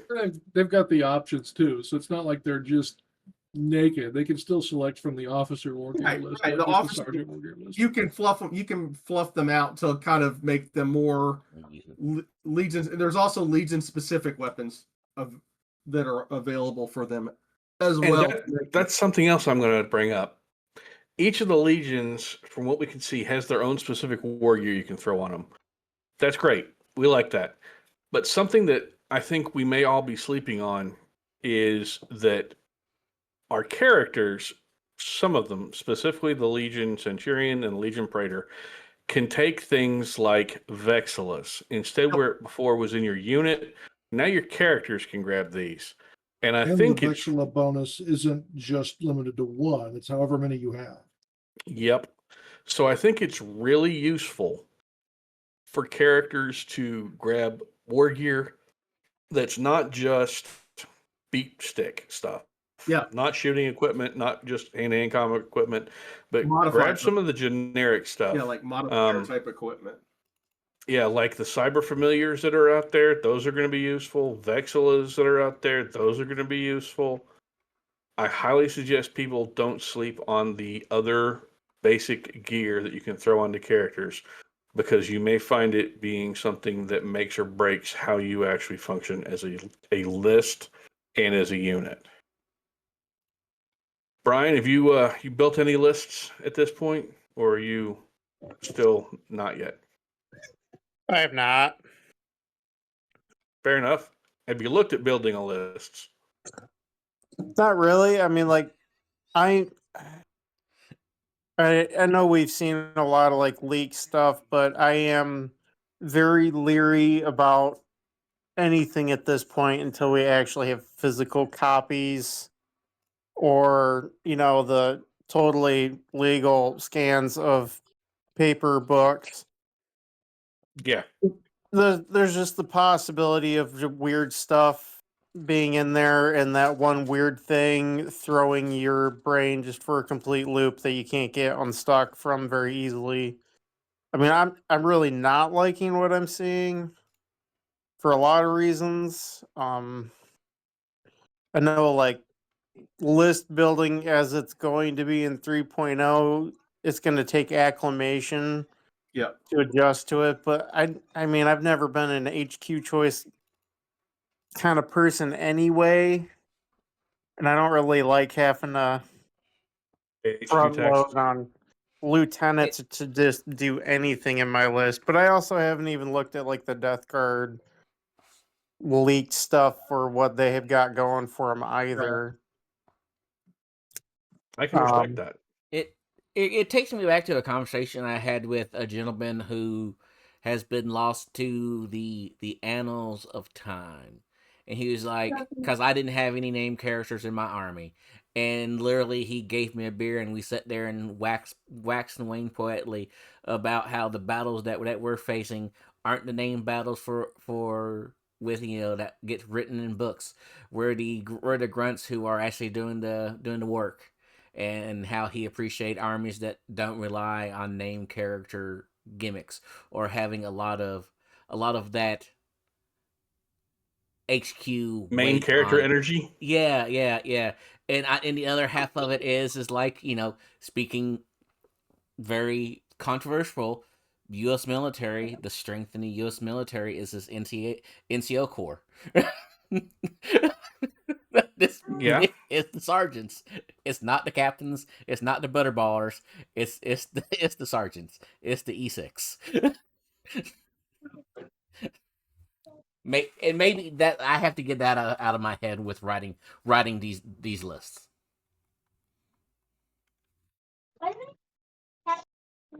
Okay. Totally off bar. I know. You're welcome. No. I mean, it's not really off topic. It goes to the point which Brian's kind of making. There is an HQ tax. I think this is kind of where Brian's going into part of it. There's an HQ tax you've got to pay to be able to play. Mm-hmm. Yeah. I'd say a lot more so now than previously, I kind of like the HQ tax better than the tactical tax, though. I don't know, with the way 6 of one, half dozen of the other. With the way that they do objectives now, and the fact that you can score them and earn more points with line troops, and that, correct me if I'm wrong, depending on the mission roll, it's like progressively more points per turn that you score them. You need in you a need few missions. Yeah, you need troops more than you need anything else if you actually want to carry the mission to a successful ending. And I mean, like base tactical troops, they have a +2 to line as well, Yep. allegedly. Right. But I'm So- saying, like before, it's not just +2. It was like they were the only thing that could. Right. No, they were the only thing that could. I mean, there are options, there's several options, basically a handful of options that can score now that but like some of them score better than others. Yep. You're still going to end up taking troops regardless, because you also want to fill out those that next prime slot in the force org, and so, but like depending on what your goal is, if you're trying to get up and close, or you're trying to, or you're an assaulting army, or you just trying to score, it's gonna depend on what you fill in those troop slots with. Same thing. Well, I with could see someone just building a Vanguard heavy and Herald, which is another unit that a lot of people have taken before, that gets bonuses depending on what it does in the game. yeah. So there's I don't- ways. Go ahead. I don't see an issue. In fact, that's one of the things I do like that I'm seeing is how they've reformatted objectives and scoring and how you approach all that. That was needed for the health of the game. That was something that 2.0 royally fucked up. I just find the reason why they called them tacticals or Tax. yeah. whatever you want to call them, it's a tax. Like, it's something you have to take in order to do anything in the army. I had no issue with paying for tactical squads before. It was no big deal. Right. Now we've just shifted over to, instead of taking 2 10-man tech squads to do anything else in your army, unless you're previously running a rite of war that altered what you had to take as your compulsory to do anything else.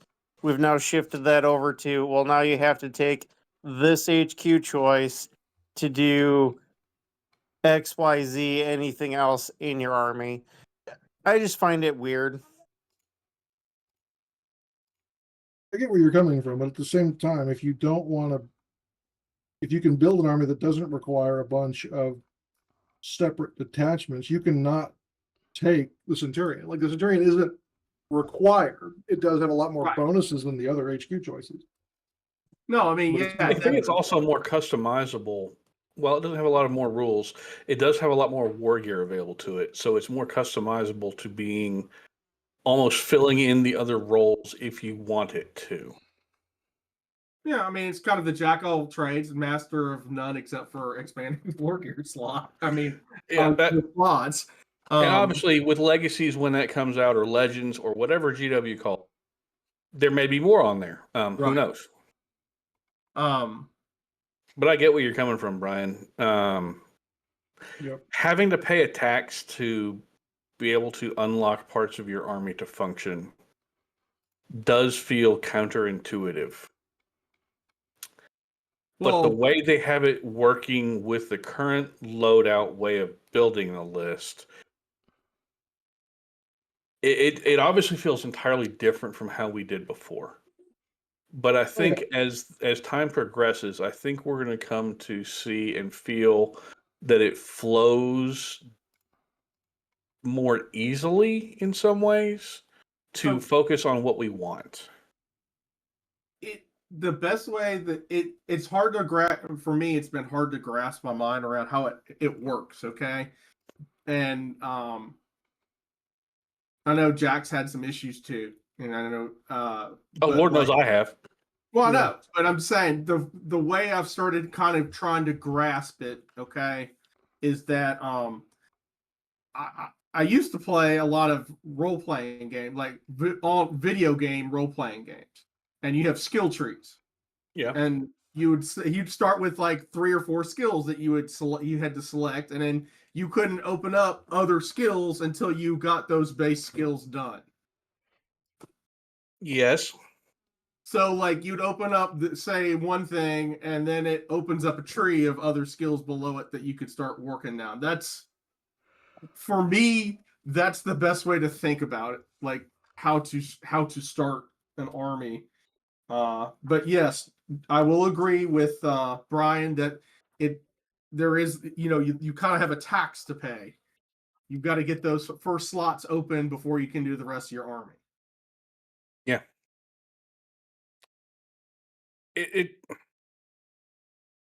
I think that the easiest takeaway is it's very different than what we used to know and be able to embrace easily.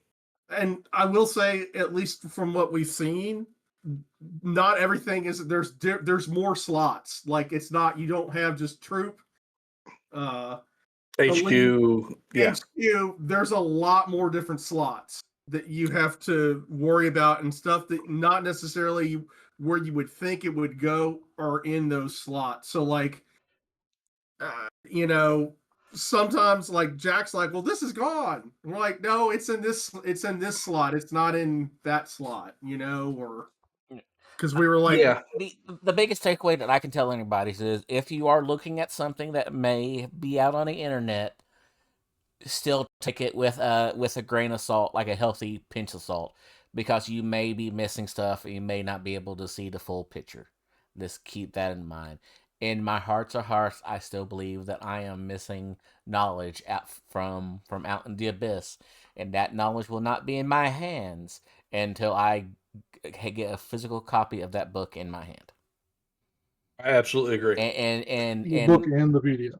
PDFs. Thank you, because I was going to say that next. And the next thing that will abate my fears is when I get the PDF in my hands and I can see, everything that's there, and what do certain things I dislike about it 100% without being negative. Yes, the fact that, like, they took Thunderhammer away from Caesarians, suzerains, like, it's annoying. I'll cope. They made this be thunder axes because I spent a lot of time on that paint job, and I'm not trying to break stuff off. And since I can't physically take a hammer, then it's going to be very plain on what they have to be at that point. Yeah, that's something I think also needs to be kind of embraced by the community. Mhm. Is, hey, there's a lot of people who've been playing this for a while. Some of our units are armed with stuff that we can't have on them now. Except that stuff may not be 100% WYSIWYG for forever. Who knows? And another, it brings another conversation to the front of if this is going to be a every 3-year thing. I'm a firm believer in WYSIWYG. I don't want to be shot with a multi-melta that looks like a heavy boater. I will bring that back every single time. But if it's some type of legacy unit that doesn't have an option anymore, like, there's going to be some type of gray area in there. I don't know what a gray area is. I feel like I'm too close to it to say what that gray area should be. Yeah. You shouldn't model for upscale advantages, if that makes sense. The fact that I'll no longer have Thunderhammers, I think that is a hit to the strength of a unit. So whatever, but again, I'm too close to it. Like, I'm fully aware that I'm too close with it, and I will tell anybody who asks me my opinion, I'm too close to it. I feel the same way when it comes to Angels, Tears, and Assault Cannons. Veterans and combi weapons. I have 40 of them. I do have good news in all this right now. Please. Barring, again, don't have the PDFs in my hand, so I'm just kind of taking granted for what certain point costs to be. My old Death Guard army fits perfectly in this new format, and with the changes in points, I gained like 290 points on my 2,500 point list. Yay! Well done. Time for you to build some Death Guard. Welcome to the trader side, sir. I know from what we were talking about earlier, like we did say that for the most part, but for the points changes that we've seen, it's kind of balanced out. But like if some armies are definitely going to see like either a points jump or a points drop. So like your mileage will vary greatly. Your mileage will vary. Yeah. I mean, like there's a couple of units I saw that went way up in points, but they also went up way up in what they do. But then there's other units, as like I know what John said and I said earlier, like Predators seem really cheap right now. I'll agree. Like the heavy support squad, I was like, wow, these guys are cheap. And I was like, oh, all those weapons are expensive. Right. You have that's the with I know with a lot of the support options, like the base squad is listed points wise, but then it doesn't have a base weapon, but you have to go take something, and everybody in the squad has to have it. So you have to buy each individual one of those. So those points add up very quickly. That's another thing. There are so many things that we're coming to that's going to cause us to run a bit long on this one. So bear with us here, folks. I think from my way of reading, again, purely based on leaks and everything, so don't take this with absolute gospel. But I think the ubiquitous 10-man last cannon squad that darn near everybody had and played and built and ran, I think that squad's days of existence is over. I don't see it being as ubiquitous everywhere as it once was, just because of how things have to unlock things. That, and also last cannons, not from what we've seen, they're not as like all conquering as they used to be. They're still good. They are, but there are more powerful options. Let's call it that. I'm not gonna lie. I haven't even we need to go back though. Are you telling me my heavy support Marines do not come with heavy flamers for free? No, they do not. But you have to take a special weapon, or you have to take a heavy weapon for each one of them. So, like, I fucking quit. The heavy flamer makes them as expensive as they are right now. Yeah. I mean, I'm sure. I mean, I'll have to look, but it probably balances out. Like when you add those base type weapons onto them compared to 2.0. Yeah, heavy weapon squads, again, purely from whatever.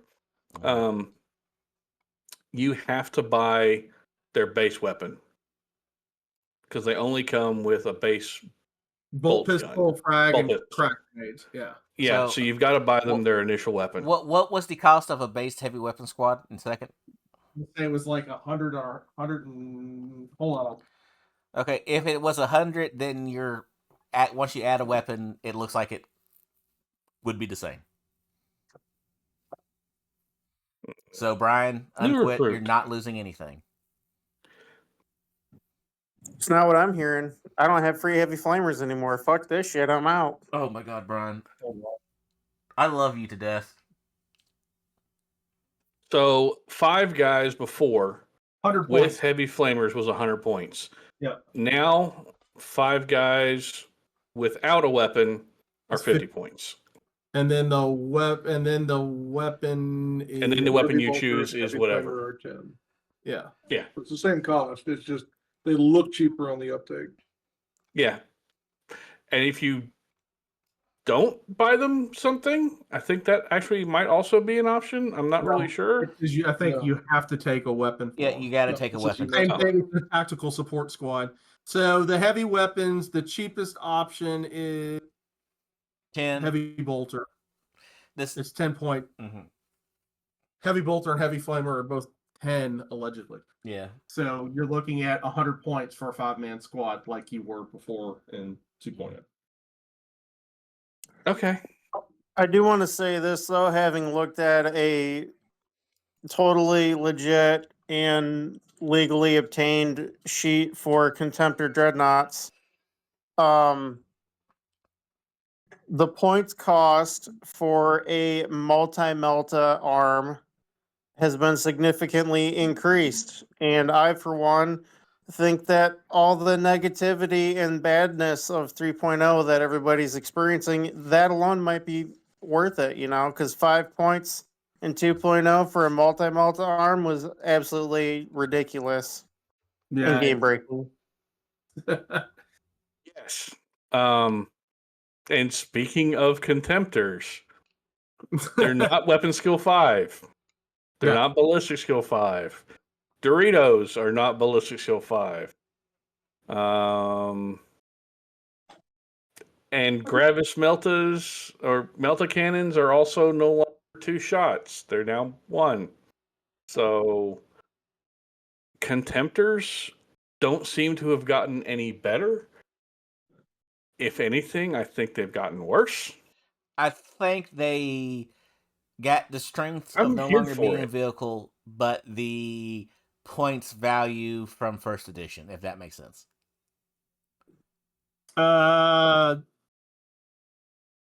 So I can kind of see that. They're not as good as they were before. Mhm. I'm fine with that. Contemptor Hammer was kind of annoying for a while. But now with a weapon skill 4, that's the same as a bog standard regular Marine.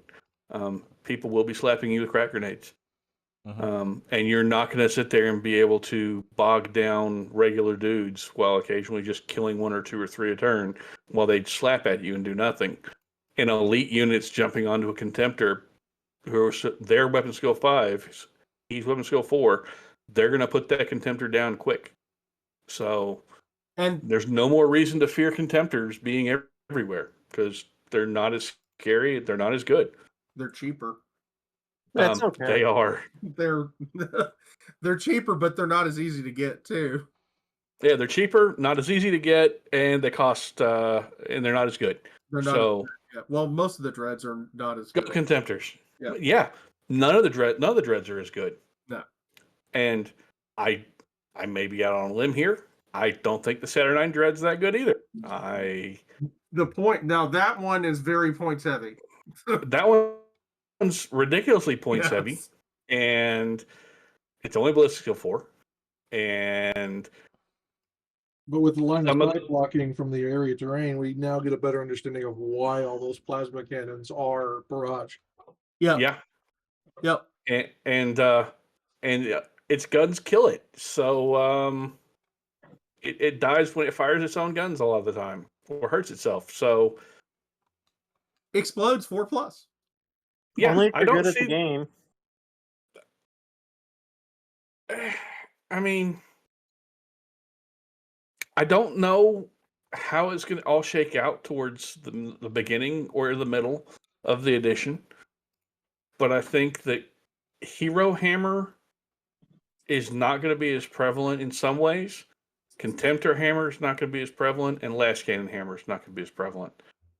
And I think we're going to see a lot of people building really, really strange lists that don't make sense in current thinking, but will synergize and play well depending on how it goes. So, are we going to have Centurion Hammer where my Centurion, biggest dickest, calls out your Centurion to the center of the table, fattest asses, and they duke it out in a mighty, glorious combat? Yes, you will. My Centurion, fattest asses will happily meet biggest dickus in the middle of the table and engage in a slap fight for the century.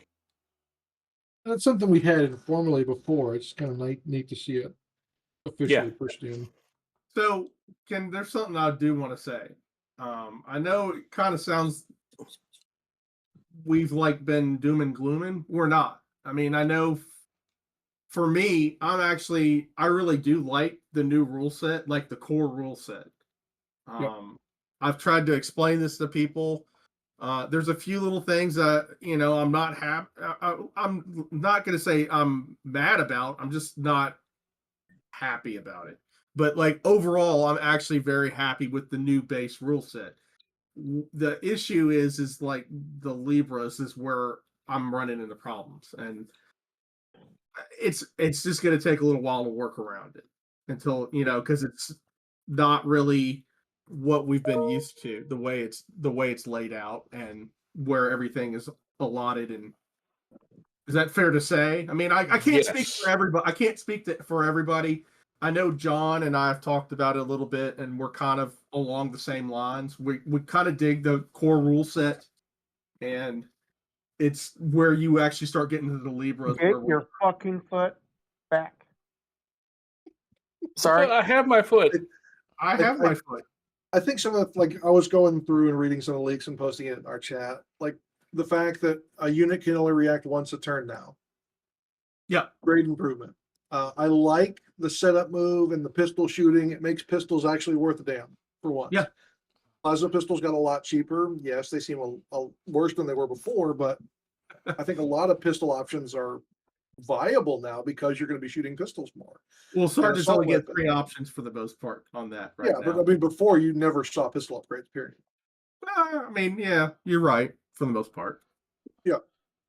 I see a lot of things like that I like a lot. The options lost for a lot of the units. That's where my biggest Yeah. contention is. Like all my converted apothecaries for jump pack and jet bike and bike, and tech marines the same way. The And HQ's not console. having, like, the HQ's losing jet bikes and what do you The call lack of options overall and removal of some of the options from everywhere. it? Yeah. But I could totally see It's a weird. journal coming out that's like, hey, we're gonna theme white scars for this journal, so everyone's on bikes, and then all of a sudden everybody gets bike command squads again, and everything like that. Like, there are things in this. I see more hopeful things in there. Yeah. Than I did in 2.0. And 2.0 was very much like this game system is set up this way. And I'll be completely honest, I didn't talk about it a lot. I was really getting to the point where I had to drag myself to events if I was playing. It was very much, I was not that having that much fun playing events. So 2.0 felt like in some ways a severe dumbing down of 1.0. Can we all agree there? Yeah. Yep. Yeah. 3.0 with the rules just as they are from what's out there that we've all seen, read, etc., feels like an expansion of the game play while limiting your options for customization in some ways. Is that also fair to say? Yeah, that's a fair statement from what we've seen so far. A lot of the Personally, complaints are like, oh, the rights of war, I don't like the way my Legion Right. plays versus the way it played back then. I'm like, okay, you have to think of this less as, I mean, we all grew up in 3rd, 4th, 5th, 6th, 7th. Every book was the same. You could play a 3rd edition codex and 7th edition if you wanted to, basically. Like, this is a hard reboot. You've got to Yeah. think of it as a hard reboot. Yeah. yeah, we're not all coming into the game knowing previous editions of how it worked and that kind of translating mostly into how it works now. I mean, Where it's like- every single one of us coming into this game, it's a new game. It's not the same game. We're all new here. Yeah. Bear with it for a while. Let Well, I mean, yourself learn. The core tenant is still, the tenants are still Yeah. there. Like the There's the still a different movement phase, a shooting phase, an assault phase. Right. But there's tweaks to them where you're not just going to have somebody that's like a master technician from the older editions that's just going to be able to do that right from the start. It's going to Yeah. take a while. It's enough of a change that, like, I'm not going to say it's a fresh restart, but like you've definitely flipped the page.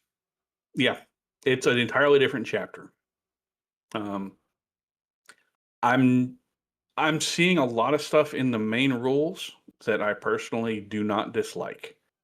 Yeah. I think it can be healthy for the way the game plays to actually embrace this change. Yes, it is going to be different on the whole lack of customization and variability inside of various units. But my gut says overall, we're looking at a net positive. Now, that's taken utterly with as a personal opinion, not the opinion of the whole podcast, not the opinion of everybody out there. I think overall this can be a net positive. And if I'm wrong, my bad. I will own that and say I'm wrong if I am wrong. But right now, I don't think I am. I will say that I've seen groups that, we're associated. I mean, like we're friends of people in other groups, not just ours. Yeah. And I've seen there's a lot of doom and glooming in certain groups, not naming them. All I'm going to say is give it a try before you make your decision, Give Heresy a chance. Give Heresy a chance. I've seen, and I mean, there was people when we went from 1.5 to 2, they were like, I'm staying 1.5. I'm just not playing 2.0. This is crap. And we saw. I don't think any of those exist, so. Very few, if they do. But, like, I'm sure there are some. But, like, you saw, in the long run, you saw an expansion of the player base. You did. And that's healthy for a game. Right. You can't just stagnate. I mean, I know a lot of us are older people. Typically with Heresy, it's an older age play group because it's the people that kind of originally started with 40K, wouldn't you say? Yeah. That's where I think all of us here came from. Right. And I'm not saying everybody's that way, but a lot of the Heresy players that if you go to events and stuff, they're typically older. So you got to get some new blood into it. I get it.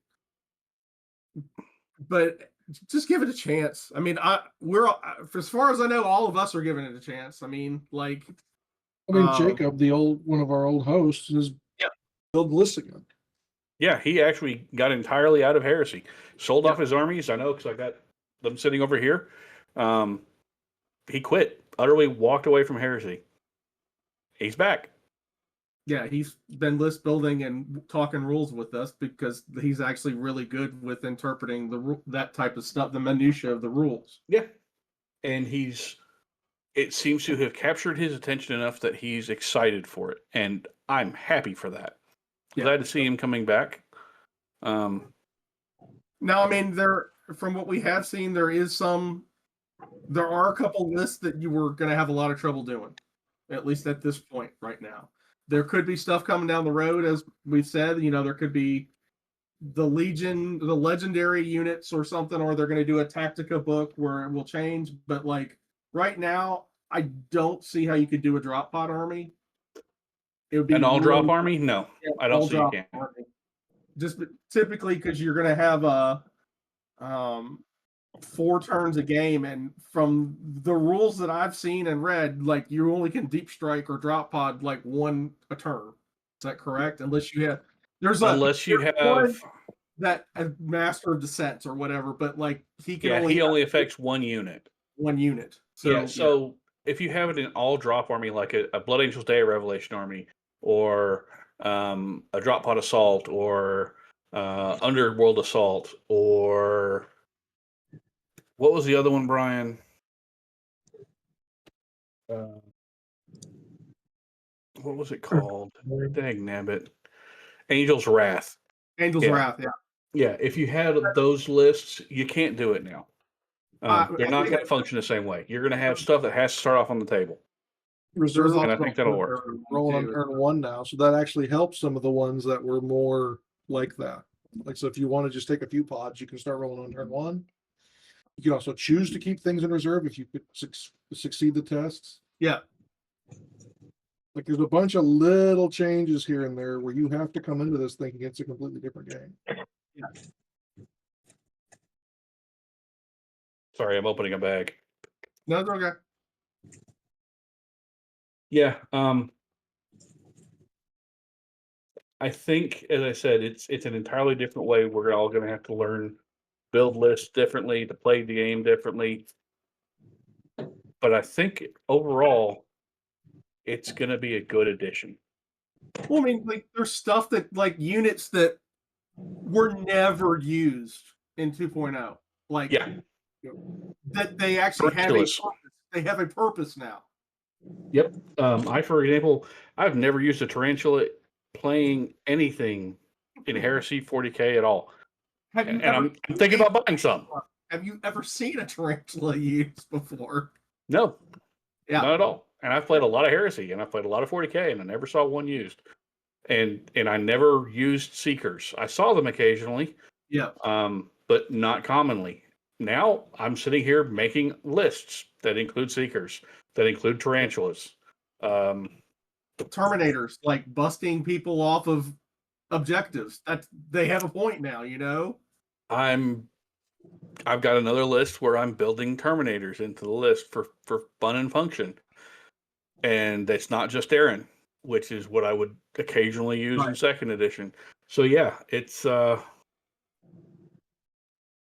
whole new world. And as you also You said, like better jet close your bikes, they're eyes. pretty good now too. Like before, like it was like you was something sort of specialized army that, you know, just trying to do something different. I mean, outrider bikes, really good. I think this is one of those situations where I think it was obvious in 2.0 they did such a bad job integrating units into the game in a meaningful way because of A, how they wrote the unit, or B, how they wrote the rules that made anything the unit could do in theory kind of irrelevant. Yes, I will Yes. agree there. Yes. So I'm course correction, bringing more stuff into the fold and being relevant. I like. So hopefully, by and large, that's what we'll see. I mean, we already know that apothecaries seem to be just kind of a WTF mate. Yep. Why Yep. at the moment? So we'll see. I don't know. I mean, there's a Maybe you couple, build an army around not having a ton of shooting reactions to take advantage of the apothecaries instead. Or I could maybe the apothecary action will be a free reaction, but it'll come at the cost of you can only do it once per turn, and it'll also block that unit from doing other reactions. That might be a fair trade-off for a 4-up Feel No Pain. I don't know. We can only wait and see at this point. Yep. Mhm. I think that that pretty much sums up everything that we were intending to hit tonight. Am I wrong, guys? Nope, I think you're No. right. Then let's go ahead and hit our plugs, and I'll go ahead and start. Hey, did you know we're running a contest? We're giving away a free box set of Saturnine and a free set of custom resin bases from Elric's Hobbies. All you got to do is come to our Discord or comment in our Facebook group on one of the drops where we put out the link to the YouTube for the Discord or for the podcast episode. And you have to, or you can put the comment on YouTube, and you can comment our keyword, which is War Master. All you got to do is put that in to the contest channel or one of those other locations, and you have entered for free into the contest. and you've been updating the list of people that we We have been updating the list and clearing out the channel so that people who have not listened to us do not know the keyword. We'd appreciate you using it in a phrase or a sentence because it'd be funny and fun. But if you just want to come in and say War Master, that's perfectly fine. And if you get close in the spelling and you can't spell it right because you don't know words well, that's fine too. We're not worried about it. We're going to mail you a complete box of Saturnine, and Elric's will send you a complete set of bases. So, yes, Jack. I had a whole entire going back and forth with people because somebody said War Hamster at one point, and it made me feel so warm and fuzzy on the inside, and I allowed it. Because you can't spell either? No. Yeah. So Okay, well, we'll take that too. If you're close, we'll accept it. But it's War Master. There it is. There's the code word. There's also a second place. Second place is getting a free set of the rules mailed to them as well. The book. If you are We've the rules, also got the book. The rule book. We've also got the 2-week hobby challenge. The first submissions completion was due today, and going forward, we've got the next step, and then the drawing is going to be on the 13th. Event wise, we've got Dallas Games Marathon. The 19th is going to be my last hurrah to second edition. We're going to do kind of a split event. So some people want to play Apocalypse as kind of a going away. Some people just want to play normal games. And so we're going to have multiple tables set up for both. And then the 27th Dallas Games Marathon as well. I'm also going to be doing Airbrush 101. So come in, figure out how airbrushes work, figure out how to paint with them. I'm going to have my airbrush and some demo airbrushes set up so that people can get an understanding of how they work. And then the tickets for my January event at Dallas Games Marathon on the 16th, 17th, and 18th have gone live. I posted a link to that on the Facebook page, but I'll also post it in our Discord. Tickets are $60 for all 3 days. And that doesn't include room or food or anything like that. So you got to track that down on your own. But looking forward to having people there for that one. Our last running contest right now is for a free ticket to Warzone Houston. All you gotta do is post an initial build pick of a character for Heresy that you are going to build and then work on. Post it in the contest channel with a piece of paper with your name and the date, and that it's for the contest. And at the end of the month, we will run this. We're still running this through the entire month of July. And at the end of the month, we will take a picture. We'll take all of the entrants, and we will put it to a vote to see who is the actual determined winner. And they will get a free ticket for entry into Warzone. Other than that, the final shout out I need to do is to our friends down in Music City Heresy. They are hosting what looks to be a 3rd edition 3.0 rule set for NashCon. That's August the 14th through the 17th at the Sheraton Music City in Nashville. Look them up on Facebook, find them, and I promise you can find them. And they're good people. They do good things with Heresy, and they're a cool place to hang out and do stuff. It's a fun event. I think all of us here have gone to the event at least once, and we all like it, and we're good friends with those guys down there. So shout out to them. I'm going to give a shout out to ATC because they should be finishing up. ATC, I think, is over today. Yeah. So shout out to Blake and Mace and all them who did the event. Hope you all had fun, guys. Come tell us about it next time. Anything else anyone needs to shout out? Michigan GT have a 2-day 30K event, as well as all sorts of other games if 30K is not your jam, which I'd be surprised if you were here if it wasn't. But yeah, MichiganGT.com, I believe. Here we go. That will be in early October, the 3rd through the 5th, I think. Cool. If you don't know where to find us and you found us on YouTube or you found us on Spotify or some other listening platform and you don't know how to get to our Discord, you can find us at heresypodcast.com. It's got a link to our Patreon, it's got a link to our YouTube, our Facebook, and our Discord channels. So come join us over here. Hang out. We've got a pretty good group of people who hang out and talk about stuff regularly. And we hope to see you there. Hobby Hangout Wednesday nights. We also do it every Wednesday night hobby hangout where most of us or some of us show up and we shoot the breeze while we build stuff and paint stuff. And it's got a pretty active community doing that, and it's a good time.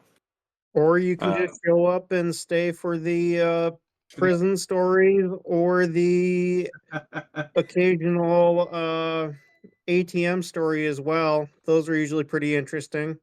Yeah, we've got. I think my favorite stories that we get just play video come from Jack. Yeah, I think my favorite stories come from Jack with the finding black mold in various things. The real kitchen nightmares. Yeah, the real kitchen nightmares. And Gabe's got some pretty good ATM stories there. Yeah. We've got a pretty lively community. It's fun. It's engaging. Why do we we look keep forward to you talking being a part about of ass it. to mouth? Oh, we're not. But I think that is a good way to go ahead and close it out.